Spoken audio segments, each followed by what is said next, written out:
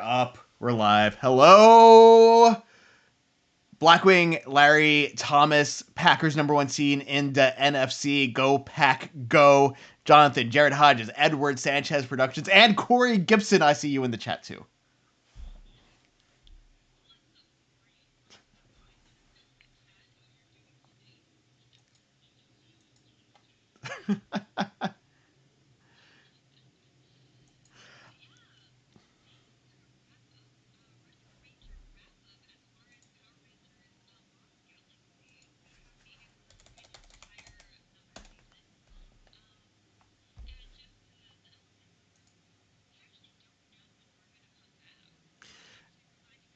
Yeah. So this is it's going to be interesting trying to figure out how we're actually going to progress forward, because there's a couple of different ways we could go. Obviously, there's ways that we can watch the show if we really want to, but at the same time, I'm not really a fan of doing things that way. But also, we want to make sure that everyone who's watching with us is able to watch the show as well. So Corey is holding his finger up. We're muted. Uh, Try talking now. I still don't see your audio. Hold on. All right. Give me a sec, guys, in the chat here. I don't know why they're muted. They should not be. Let's see. I'm gonna change. Let's see.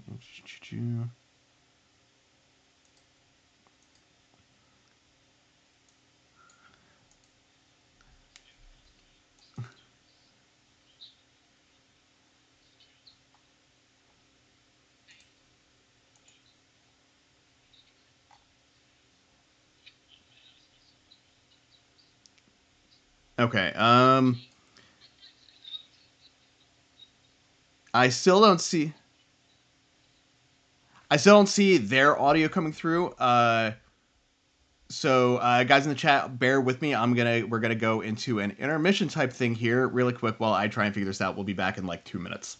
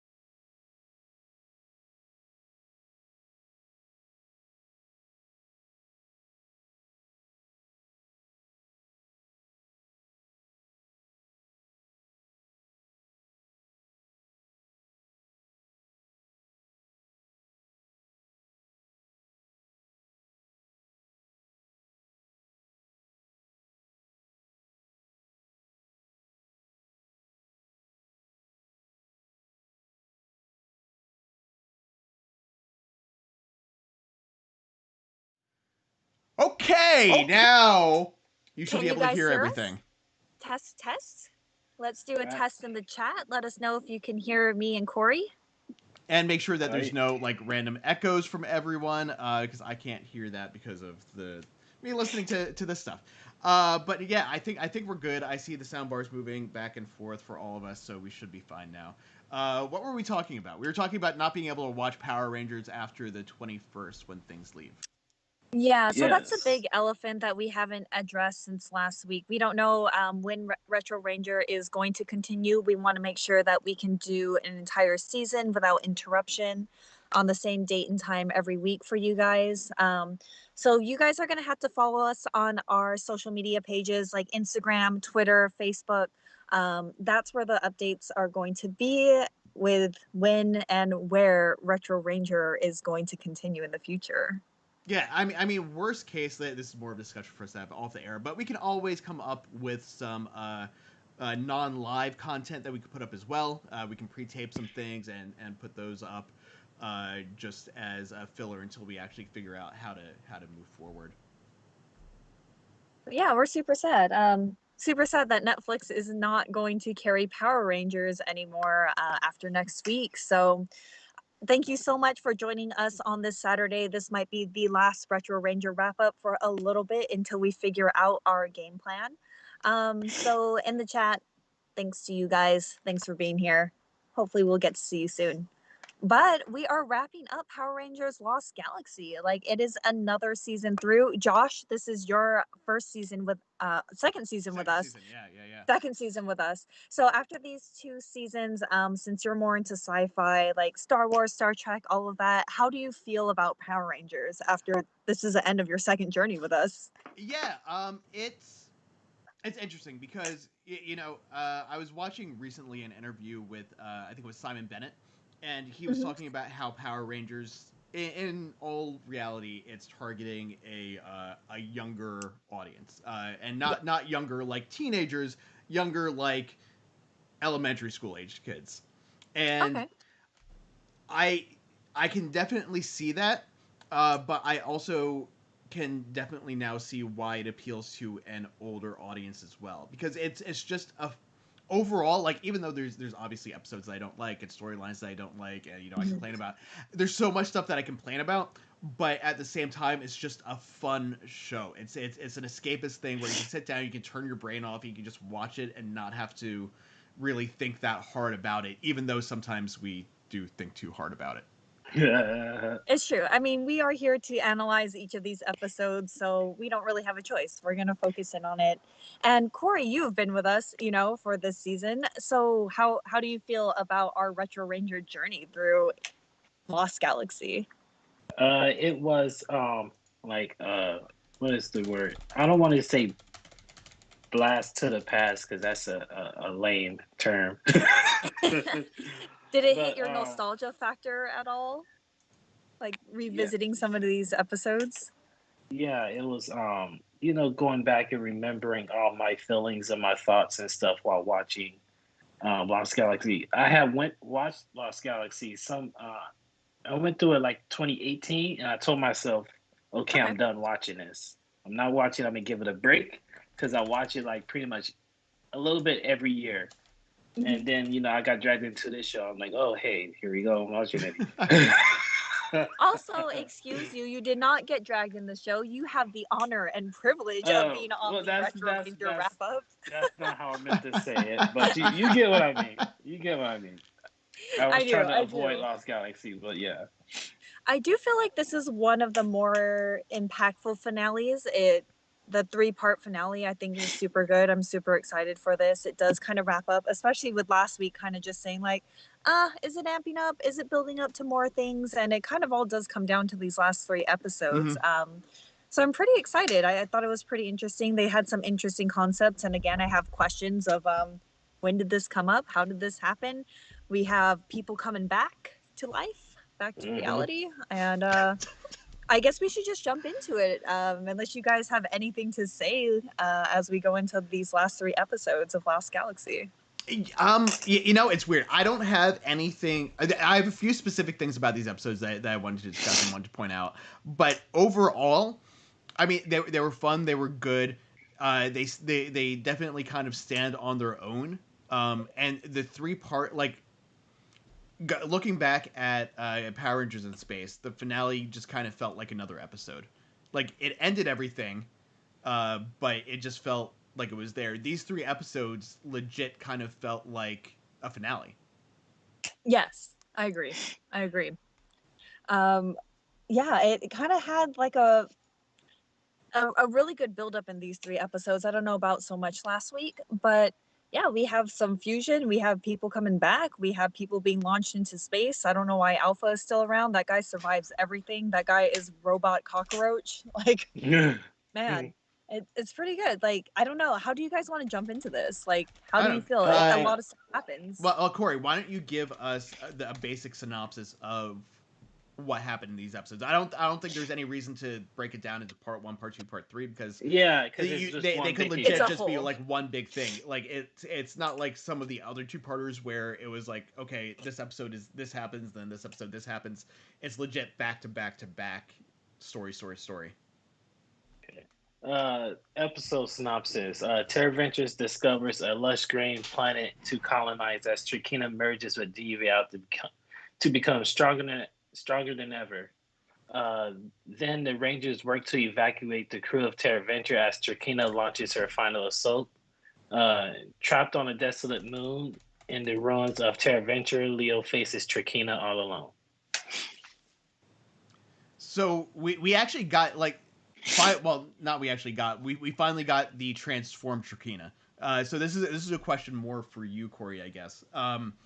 In the original Sentai version of the show, did you see that version of Trakina more, or was it just in these last three episodes like it was here, or was that made up just for this series? Yeah, there is no Trakina. Captain Mutiny is the main villain. The big bad. Ginga Man. Yeah. Mm-hmm. So we never seen how even how Kegler, you know, the little wheelbarrow guy. Yeah. Mm-hmm. He's a little bit more devious, and the way he goes out is pretty gruesome. Like they show like his corpse. Like he doesn't explode. He doesn't explode. You just see him dead. Dude, that's pretty dark. We should be watching Ginga Man. But I haven't seen the last episode of Ginga Man. I just bought the Die Ranger set, so I'm going through Die Ranger right now. But I haven't seen the last episode of Ginga Man to know the differences between this last episode and Lost Galaxy's last episode, other than Granger being the final villain. Okay, but yeah. Like, I don't know. Like, so much kind of happens and so much kind of doesn't happen. I guess, like, if we're gonna jump around these episodes, I actually kind of forgot that Miranoi was turned to stone. Like, I feel like that was never brought up in any of the other episodes. Maya was never like, yo, my people, we got to find some way to save them. We got to go like on this mission. Like, let's make sure to go this. Like, it's all been about Terra Venture and their focus on what they want to do. But like, I actually completely forgot that Miranoi was kind of like trapped by what you call like eggplant man, you know, like just turning everyone to stone. Like, I actually completely forgot about that. And I don't think it ever came up in any of the other episodes. I mean, sorry, go ahead. Maya sort of like, oh, I miss home, but it's always like a passing thought, because then it's all about Terra Venture. Yeah, which is kind of weird. And I remember you were saying, like, you know, in the Sentai series, like, we got to get home. And I just kind of like, yeah, everyone's like turned to stone. So even if I do get home, like, probably won't be that much fun, you know? I'm just staring at my boy, and he's just like, right? You know? They like got a bunch of statues. Stone. The pigeons have overtaken everything, and, you know, it's a good life for the birds, but yeah, that was kind of crazy. And I guess, like, let me just address this because I'm super confused. So I'm super happy that our girl Kendricks got to come back. Spoilers, but how? The morphing grid. Yeah, that's not. She just kind of like shows up as like a force ghost and then comes back into reality. How do you think Corone felt? Like deep down, like, you know, Corone's all happy. It's like, thanks for taking, you know, for taking over for me, blah, blah, blah. But Corone, who was on this like journey to redeem herself and do all this, is like, now I'm accepted as a Power Ranger. And it's like, yo, I thought that girl was dead. I thought this was my job. I didn't know this was a temp position. I thought it was like temp to hire kind of thing. And now, you know, Kendrix is coming back. I feel like, what happens to Corone in the future? Yeah, Corona she doesn't even become Pink Ranger again until like Mega Force, because then like in the crossover in Lightspeed Rescue is Corone. So well, really, none of them are actually Power Rangers anymore. I said the names backwards. They stuck the swords into the stone, and they all reverted back from Power Rangers into regular people again. Yeah, but I mean, they can always pull them out if they need it. But they can pull them out, you know. Only they. Okay, so that was my other question. So only these or the next set of people, or the next chosen, whoever people. they be. Yeah. Okay, so for like Pink Ranger, so if Corone tries to pull the sword out of the stone, she does not get to be Pink Ranger. She doesn't get to pull it out. It's only for Kendrix. Kendrix is the only. If something was going down and Corone walked up to the stone, she can pull the sword out. Okay, but what if Kendrix and Corone is there? Which one will the sword pick? I don't think it works like that. I mean, I think either one of them will be able to pull it out. Wait. What if they put the sword on the ground and then Kendrick stands on one side and Corone stands on the other, and they both call the sword? I don't think they respond that way. It's not a dog. I mean, I there's like more questions. I love how it wrapped up. I mean, I the battles are crazy. We have like kamikaze fighters that Chikina's throwing down. We got Leo. We got Alpha being blasted into space. But my questions are all at the end, man. Like that. Like so. Okay, the time. I understand that Blackwing is going to be like, don't question it. However, here's my biggest question. We know that there's atmosphere and air in space because people have floated around in space and they've been able to breathe. So why did it matter if the dome cracked? Because you're gonna have glass fall on you, bro. That's not fun. You have a big old sheet of glass just drop on you. You just gonna get shredded. But they were talking about like losing it. They weren't talking about it from like the glass perspective. They were talking about it as if they were going to lose the atmosphere within the dome. The dome. I guess atmosphere is nice to look at because there's atmosphere in space. It was just like I get it, but at the same time, it's one of those things where it's like, I wish it was a little bit more consistent with the problems that they came up with.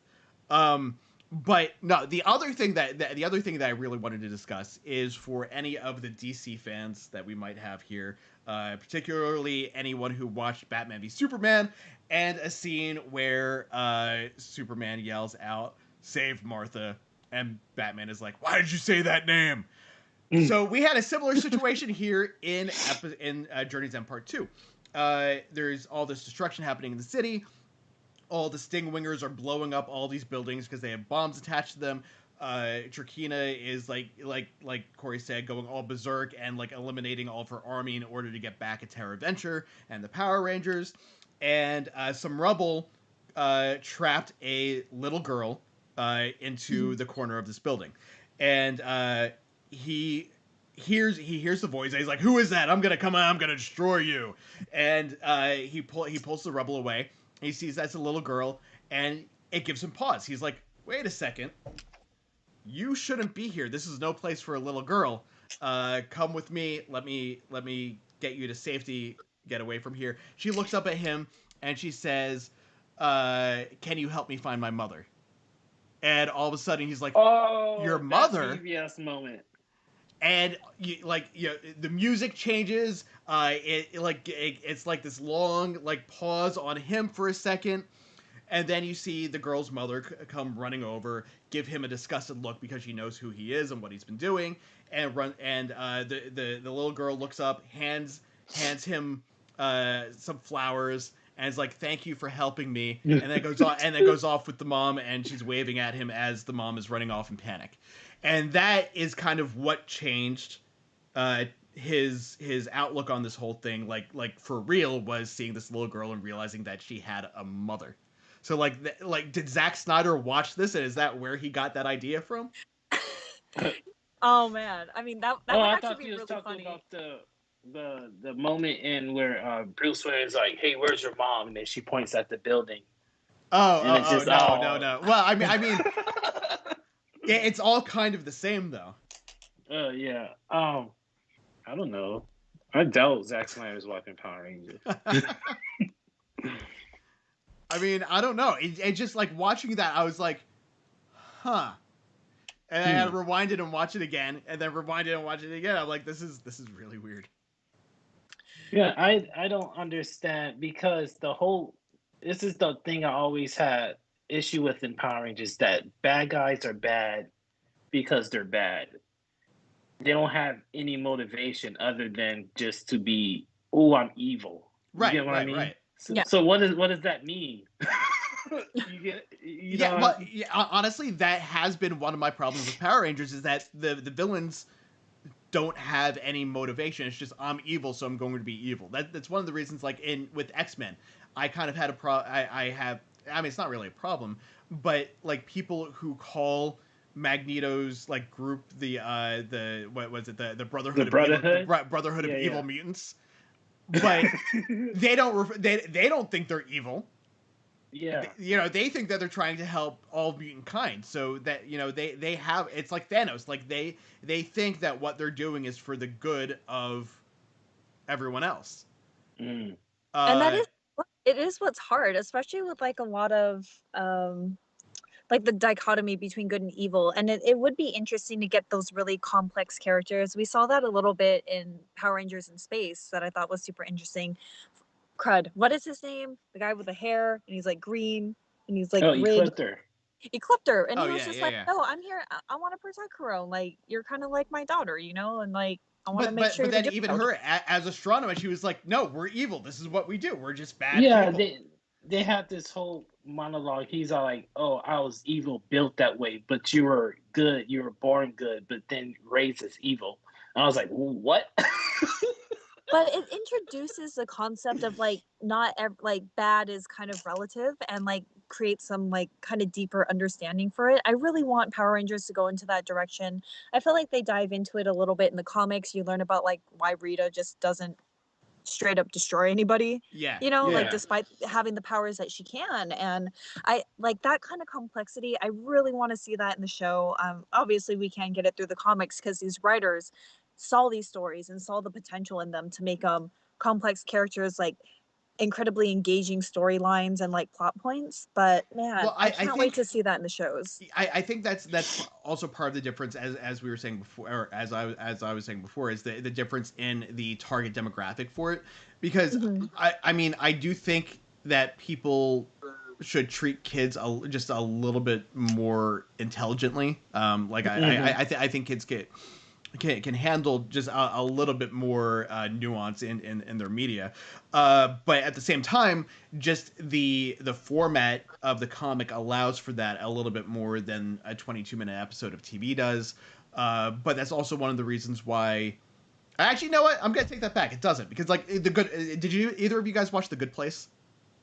No, I have not. I The know about it. I know the The Good concept of Place it. was it was a 24-minute show, or 20, it was a regular network TV show, and it was only a half hour.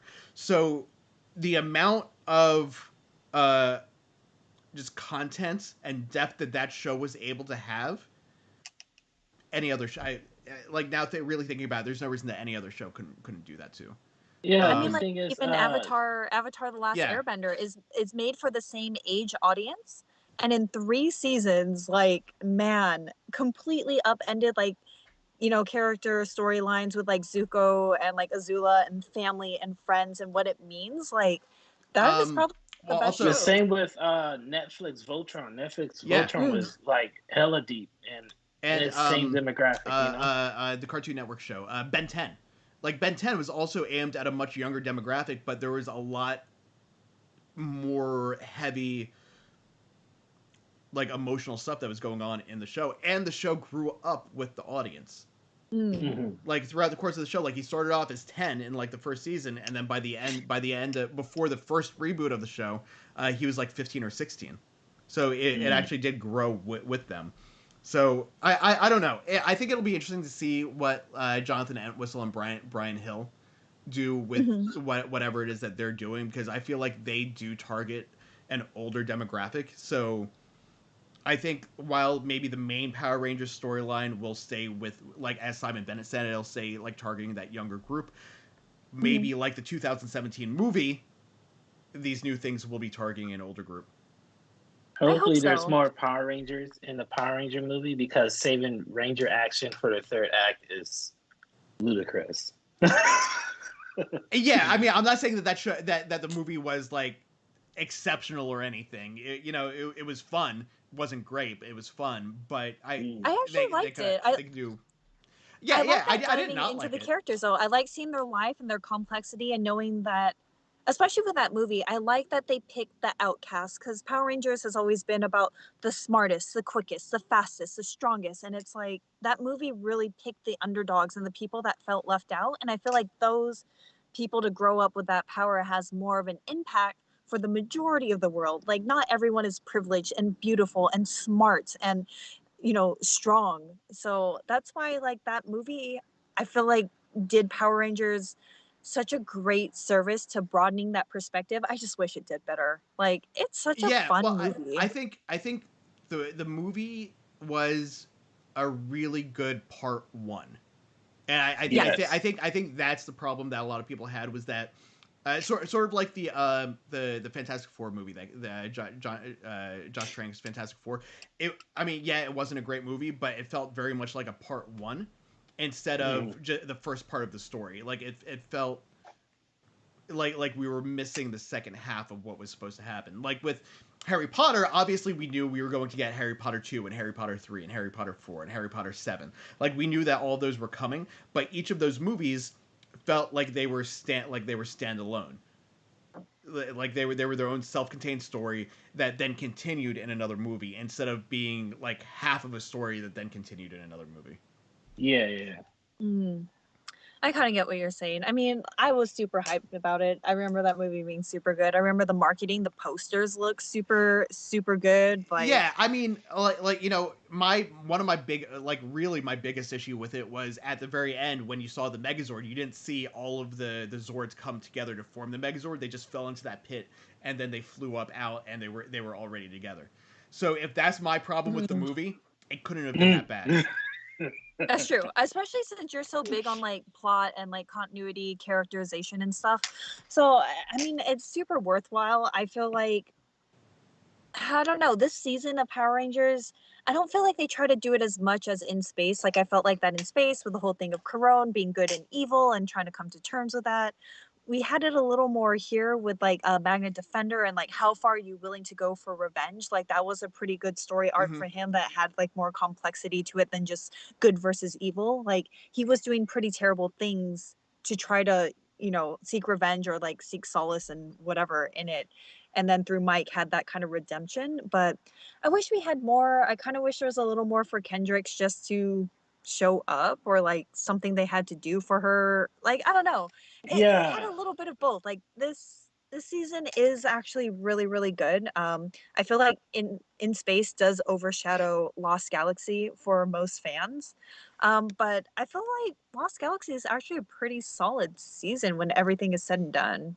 Yeah, Yeah. I really agree. And this season, again, I'm going back to the target audience for it, but this Mhm. season felt like, while there was a lot there for that younger audience, it was trying to be a little bit more complex and trying to introduce deeper storylines with more emotional resonance than just, we gotta beat the bad guys because they're bad.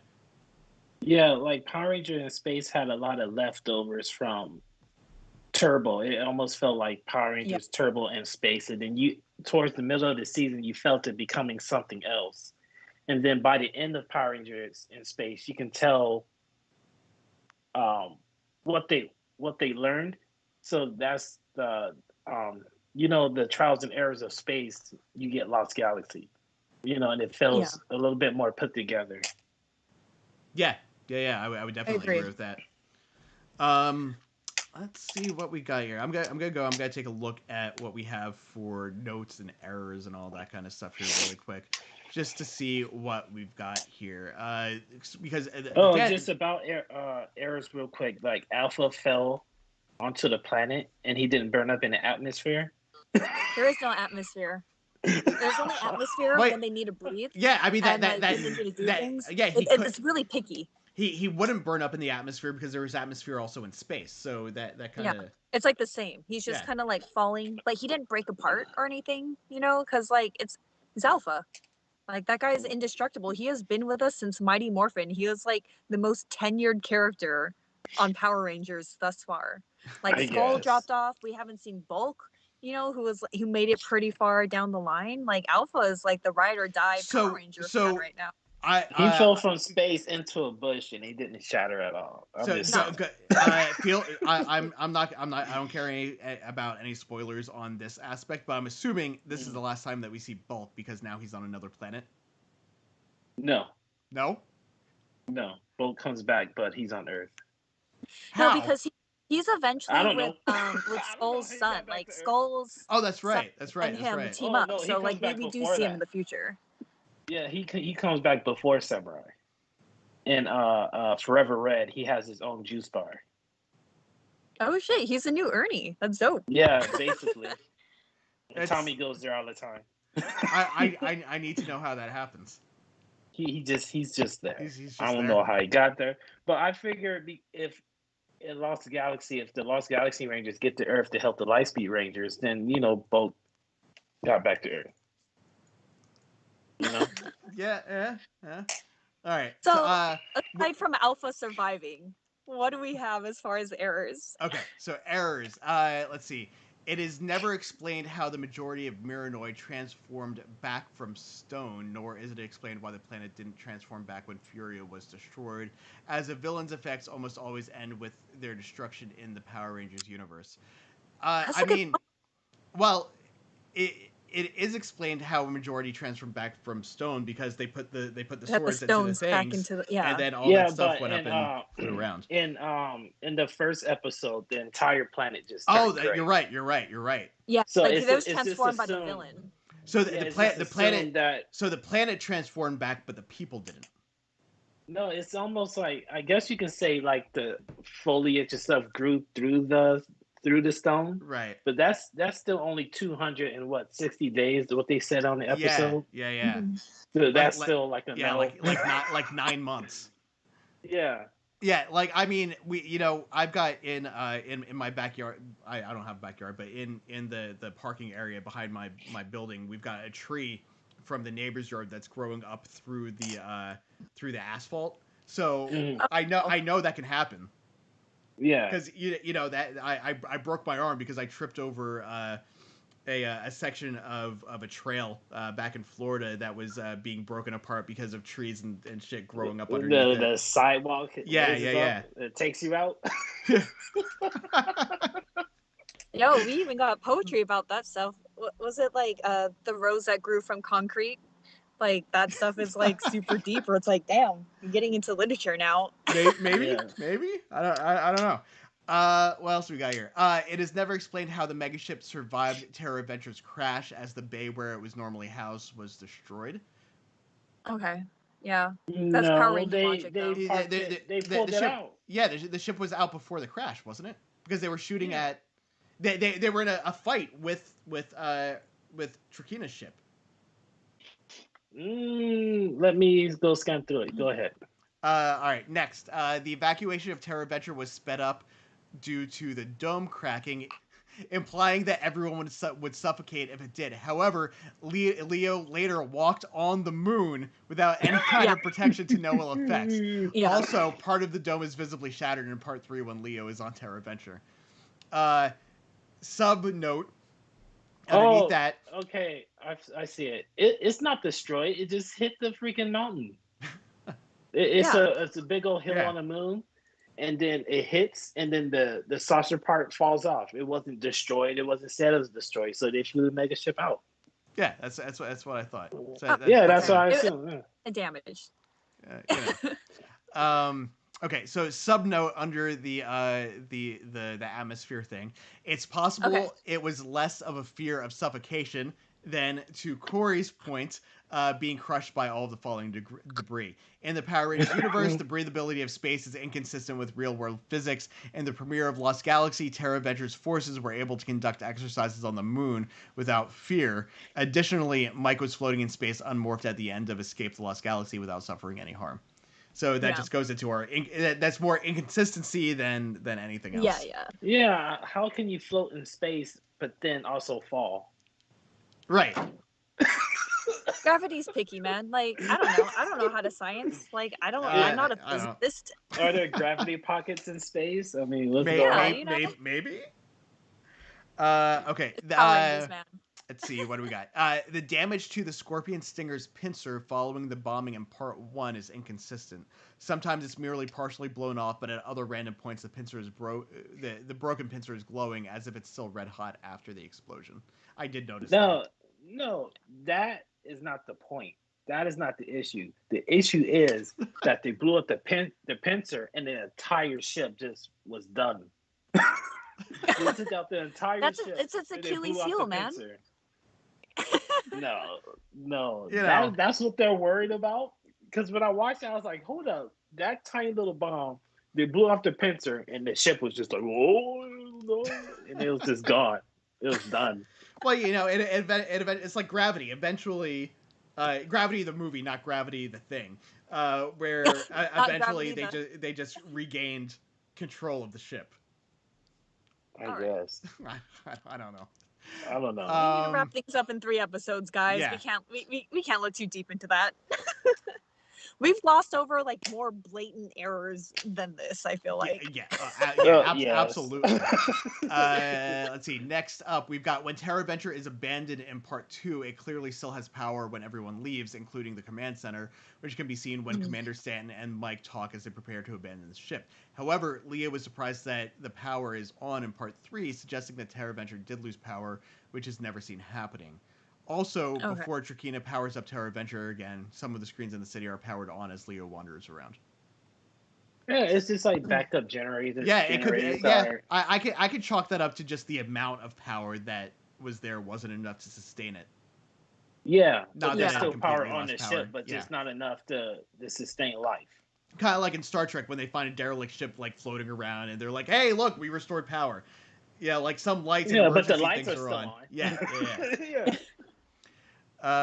What else? In Part 3, the dome projected an image of the sky despite power being off. I kind of chalk that up the same way. Wait, in which episode? Which Part episode? 3. The first?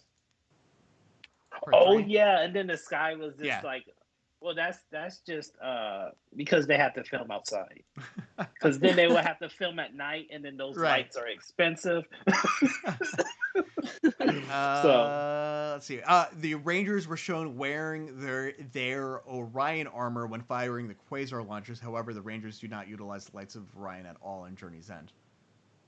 Honestly, I wouldn't have noticed that. Yeah, like I feel like I didn't notice it, but thinking back, that's just I'm kind of like.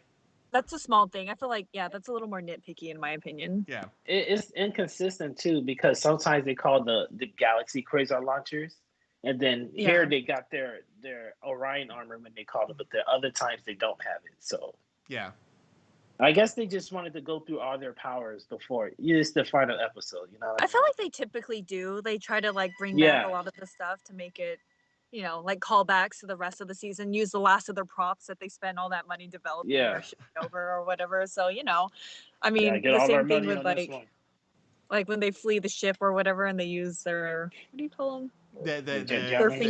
The space surfers. Yeah, the space jet skis or whatever they are. Yeah. So I mean, they got back all they can. Speaking of those, the Astrocycle somehow survived the destruction of the megaship. Oh, he did. Okay, yeah. They did. Yeah, you're right. The Galaxy Megazord somehow formed by itself. They're animals. That is a subnote underneath here. Like I don't understand like how they do these. Like this, I feel like this should be under the notes and not the errors because underneath, like claiming that's an error, it clarifies, since the Galactabeasts are known to be sentient creatures, it is possible that they were able to transform into the Galaxy Megazord on their own, because a similar thing happens with the Wild Force Megazord and the Pegasus Megazord in Power Rangers Wild Force. Yeah, they just show up. Here's an actual real error. In part 1, Netflix's subtitles incorrectly call Commander Stanton Commander Stamford. That's Netflix error. Yeah, that's not a Power Ranger. That's not Power. Yeah, that's Netflix. That's not their fault. In part 2, when Trakina crushes the Astro Mega ship, the Rangers are being bounced around, yet moments later they're seen flying across the ship. And what's weirder, they are flying in the wrong directions except for Kai.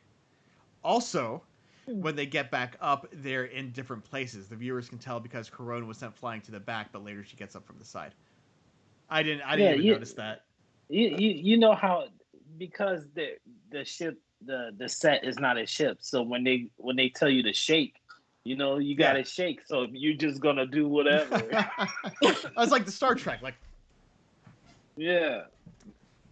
Oh, my screensaver. Peter, what do we got next? In the credits in part 3, the Galaxy Megazord glitches. I'm not sure what that means. Honestly, I don't watch the credits. Yeah, Netflix skips the credits on my end, so. Yeah, they do that autoplay for me, so. That's a Gingaman era. I know what it's talking about. That's the Sentai era. That's a green screen thing. Huh, interesting. And, yeah, I noticed that too. Let's see. Despite being swarmed by Stingwingers, when Villamax looks down on them, they are not the Megazords. Wait, what does that mean? I don't know. I'm not sure when that's referring to. Oh, but I just realized something.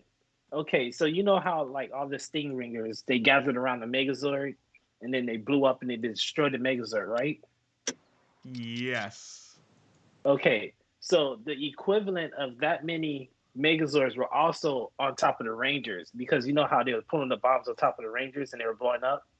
So how come the Rangers don't die but the Megazords blow up? Because the Megazords are robots. Oh man. Okay. I don't. You get what I mean? Is that like you'll need, let's say I don't know, you need like 1,000 Stingwingers that are on the Megazord, and y'all self-destruct. The Megazord blew up, but then you'll have 5 Stingwingers on a Power Ranger. They blow themselves up, but then the Power Rangers just go, oh, and they're okay. Well, the spandex holds them together. Jeez. Okay. It's their suits are the shape of their bodies, so it's kind of like, you ever see one of those movies where someone gets like hit by a car and they're like, don't move the car, it's the only thing that's holding them together. Same thing for the suits. Oh, no. It's not the same. That's not the same. I'm gonna cut in super briefly. I have not charged my phone and do not have a charger. If you see my camera going out, I have about 4% left. Okay. If I do cut out, thanks all for watching. I will see you again on the internet. I apologize for that and not having all of my things with me. We'll try to wrap this out here in a minute or so. We're almost to the end of the notes, or the errors. The very last error here is that in the reflection of the screen that says emergency, a camera and a crew member can be seen. So that's sort of an error, sort of just I didn't even I didn't notice that either. But also, I'm watching this on blown up on a 70-inch screen from like standard definition footage, so I can't necessarily make, like, some of that stuff just looks like weird, like, artifacts to me. I can't necessarily tell what some of it is. Yeah, I didn't even notice that. Yeah. So okay, what would you guys rate this series finale for Power Rangers, Lost Galaxy. I mean, I'm coming to this with, like, I've been here for a while. I know the whole Power Ranger thing. I actually think this is pretty good. I want to say that I loved In Space. I thought that was really good. I like the different kind of, like, trek that they took. It is very more Star Trek for this one, kind of like Captain's Log-esque as far as like the Terra Venture and going through all of these things. I actually really like the characters. I kind of liked I like the Magna Defender arc. I thought that was pretty cool. I'm glad Kendricks got to come back. It was a happy ending. I don't know, like this finale was pretty good. We got the fusion powers with Trakina and Deviat. We got Alpha falling out of space. We have a lot of things that don't make sense, and everyone's back. I felt good at the end of this. I'm gonna give all these episodes a collective 5 out of 5 to end this on. Corey? 4 out of 5. 4 out of 5. Where's the -1 coming from? The just because of all there's just so many inconsistencies in this episode. I'm just like, it's like, this is it, everyone. You know, let's wrap it up. She's gone. Oh wait, she's back. She's back. Yeah, I mean, I'm gonna give it 5. It was like these three, even though there were problems with it, I had a lot of fun watching these episodes, and the just the fun of them for me overpowered all of the random nitpicky issues that I had with it. So yeah, this is for a series finale. This is gonna get 5. In the chat, we've got Blackwing giving it a 5 out of 5. Larry Newbill giving it a 5. Thomas Franco giving it a 5. Jonathan giving it a 4 out of 5. The Blur, B+. Craig Anderson, 5 out of 5. And Honorable Kung Lao says, I agree with L with Kendricks returning because people thought it was a cop-out. I mean, that's fine. I'm glad she's alive, though, because we haven't had any Power Ranger deaths. I know that on that episode where she kind of had her Force ghosts, I was like, dang, they did her dirty. Like, not only did, like, Leo find a new chick, like, immediately, like, yo, Kendrick's on the show. Chick. So I'm glad she got to come back. I'm glad we still have the opportunity to potentially see her in future episodes if they ever want to bring her back. Whether they do or not, I'm not sure. But yeah, I thought this was a really good way to wrap up the season. And I'm actually kind of sad that I'm not sure where I'm going to get my Power Ranger fix from week to week now. Yeah, you know, it's gonna be interesting. I'm excited to see what the future of Power Rangers is going to be. I'm really excited about watching this next series. However, it turns out that we're going to be able to watch it. We will figure that out. We will like we said earlier, we'll definitely keep you guys updated on Twitter, Facebook, community posts on YouTube. But for now, do you guys have anything to plug that you are doing or working on for the upcoming week? There's the watch along on Illumin. If you guys haven't seen it, I did all the Ranger notes in it. That went up. Yes, that's it. Elle? Nice. Nothing to really plug. Just make sure to follow us on all the social medias for the Illuminerdi. Also, make sure to check out the Illuminerdi.com for all of your pop culture news. We do any kinds of releases, exclusives. We do reviews, tons of articles up there. So make sure to check us out over there. What about you, Josh? For me, coming up in a little under half an hour, myself, Eric Berry from Ranger Command Power Hour, and Heirloom will be going live with our review of the season finale of Star Trek Discovery, Season 3. And then tomorrow night, you can catch the Illuminati Wrestling Order with Jay, Pumps, and Nathan as they talk about everything that happened this week in WWE, AEW, and New Japan World Wrestling. And I think that's really about it, other than, just checking out the website and making sure to follow all of us on our social media platforms.